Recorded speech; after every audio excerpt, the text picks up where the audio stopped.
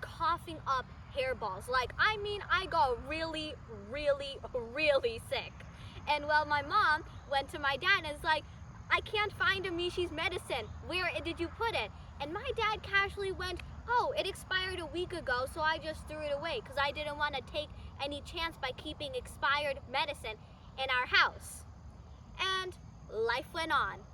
That was until 15 to 20 days later, we met a physician and we just had some casual conversations with them, and it came to our knowledge that the expiry dates on medicine mean absolutely nothing.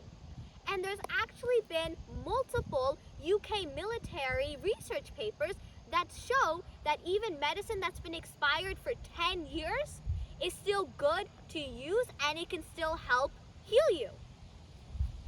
So now I decided to dig in a little bit deeper, and I found out that the reason they put these expiry dates on medicine is because they have to meet some regulation or some sort of law, and that's why it's there, but it really just doesn't mean anything.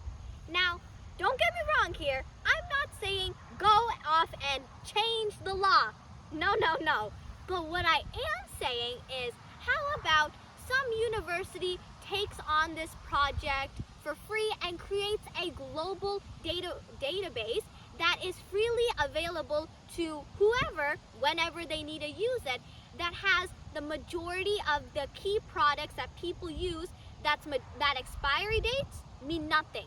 So that, let's say if you have a product and you're not sure if the expiry date actually is an expiry date or if it's just there, you can quickly go onto this database, search it up, and it can come up and it can say why the expiry date is there and what regulation or law requirement it meets.